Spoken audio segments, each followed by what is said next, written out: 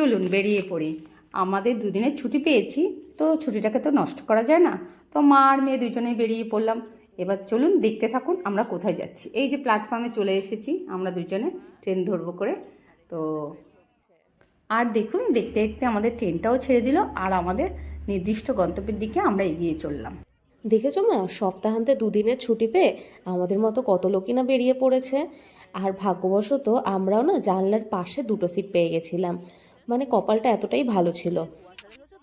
প্রতিদিনের ব্যস্ততম জীবন থেকে দুদিনের ঝটিকা সফর যেতে কার না ভালো লাগে বলুন?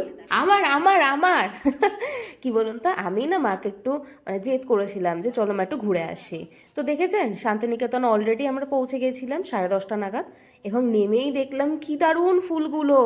স্টেশনে এক পা দিতেই ফুলগুলো দেখে মনে হলো আমাদের একগাল হাসি দিয়ে স্বাগত জানাচ্ছে।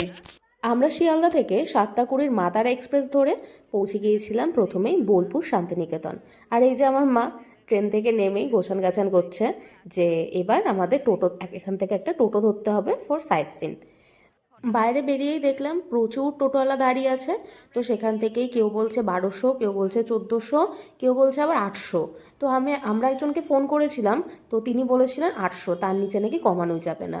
তো তাকেই অনেক বলে ঠলে আমরা 600 টাকায় একটা টোটো পেয়ে গেছিলাম। যে বটগাছটা দেখছেন, এটা হলো আমাদের প্রথম সাইট সিন। এখানে বসে রবীন্দ্রনাথ ঠাকুর লিখেছিলেন কুমোরপাড়ায় গরুর গাড়ি কবিতাটি। আর এই বাড়িটা, যার মাথার ওপর একটি তাল গাছ রয়েছে, তো এখানে বসে লিখেছিলেন হলো তাল গাছ এক পায়ে দাঁড়িয়ে, যেই কবিতাগুলো আমরা ছোটোবেলায় সকলেই পড়েছি। এরপরের আমাদের থার্ড সাইট সিন ছিল হচ্ছে সৃজনী শিল্পগ্রাম। এবং ঢুকতে গিয়েই বাদিকে দেখি একজন সেখানে লাইভ পোর্ট্রেট আঁকছে। কি দারুণ আঁকছে না? তোমরাও এখানে গেলে এগুলো করাতে পারো। আচ্ছা, আরেকটা কথা মিস করে গেছিলাম, যে এখানে ঢোকার জন্য কিন্তু এন্ট্রি ফি রয়েছে পার হেড 30 রুপিস অনলি। তো তোমরা গেটটা দেখে বুঝতেই পাচ্ছেন ভেতরটা খুব সুন্দর সাজানো।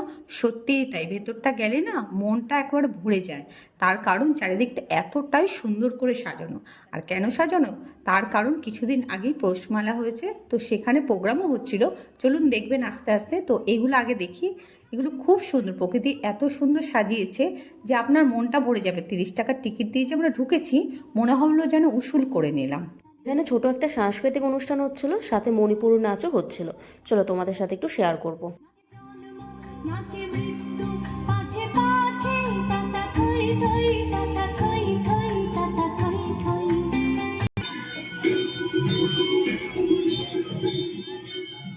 সৃজনী শিল্পগ্রামটা কিন্তু অনেকটাই বড়।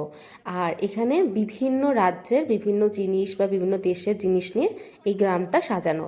সাথে রয়েছে প্রচুর দোকানপাট, যেখান থেকে আপনারা কেনাকাটাও করতে পারেন টুকিটাকি। সাথে তো সোনাঝুরি হাট রয়েইছে। এখানে একটু দামটা বেশি হলেও জিনিসগুলো বেশ চয়েসেবল। তো আপনারা এখান থেকেও কেনাকাটা করতে পারেন বা সোনাঝুরি হাট থেকেও কেনাকাটা করতে পারেন। আর সৃজনী শিল্পগ্রামকে বিদায় জানিয়ে আমরা আমাদের নেক্সট ডেস্টিনেশনের দিকে এগিয়ে চললাম।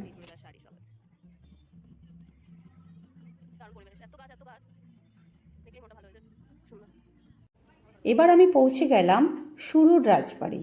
সেখানে হয়েছিল সরস্বতী পুজো। তো আমরা সেখানে ছবিও তুলে নিলাম, তার কারণ ওখানে প্রত্যেকেই ছবি তুলছিল। আর কি বলুন তো, এখানে ফটো তোলার জন্য খুবই সুন্দর আদর্শ একটা স্থান যেটাকে বলে আর কি। আর এখানে এন্ট্রি ফি আপনাদের বলা হয়নি, আমরা 10 টাকা করে এন্ট্রি ফি টিকিট করে নিয়েছি। যেহেতু দুপুর গড়িয়ে যাচ্ছিল, তো লালমাটিকে সাক্ষী রেখে আমরা চললাম মধ্যাহ্ন ভোজনে। তো সবার প্রথমে আমরা গেছিলাম আমার কুঠি হেসেলে, যেখানে আমরা প্রত্যেকবার গিয়েই খাই। তো আমাদের টোটোওয়ালা দাদা বললেন বনবিথি বলে একটি রেস্টুরেন্ট আছে, সেখানে খুবই ভালো করে। তো ওনার কথা অনুযায়ী আমরা সেখানেই চলে এলাম। এবার দেখুন ভেতরটা কি সুন্দর করে সাজানো রয়েছে। মানে এত সুন্দর, আমি এর আগে যখন গেছিলাম আমার হেসেলে এত সুন্দর সাজানো ছিল না। এটা কিন্তু খুব সুন্দর সাজানো ছিল। আর দেখুন কাঁসার থালায় সাজিয়ে গুছিয়ে দিয়েছে, এবং রান্নাগুলো তো অসাধারণ, যেগুলো আপনার মুখে লেগে থাকবে। তো আমি তো আমার দিক থেকে আপনাদের সাজেস্ট করব যে একবার হলেও শান্তিনিকেতন গেলে এখানে অবশ্যই খাবেন। আচ্ছা, আরেকটা কথা, মা একটা কথা বলতে ভুলে গেছে। সেটা হলো নিরামিষ থালির ওখানে দাম ছিল 180 টাকা। আর সাথে আমরা মাটন কষা নিয়েছিলাম, যেটার দাম ছিল 3 পিস 250।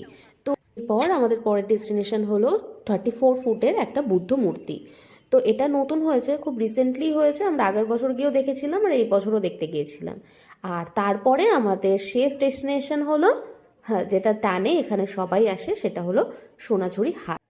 এই হাট থেকে আপনি কিছু কিনে আপনার স্মৃতির মণিকোঠায় তুলে রাখতে পারেন। আচ্ছা, আরেকটা কথা বলে দিই, বিশ্বভারতী মিউজিয়ামে প্রচণ্ড ভিড় থাকার কারণে আমরা সেটি আর ঘুরতে পারিনি। সেটার এন্ট্রি ফি ছিল 100 টাকা। সেটি বাদ দিয়ে জনপ্রতি কীরকম খরচা হতে পারে প্লাস টোটোওয়ালার নাম্বার আমি স্ক্রিনে দিয়ে দিলাম। রাখতে পারেন। আর যদি আমাদের ভিডিও ভালো লাগে তবে লাইক, কমেন্ট অ্যান্ড সাবস্ক্রাইব করে দেবেন। আজকের মতো আসি, টাটা। টাটা।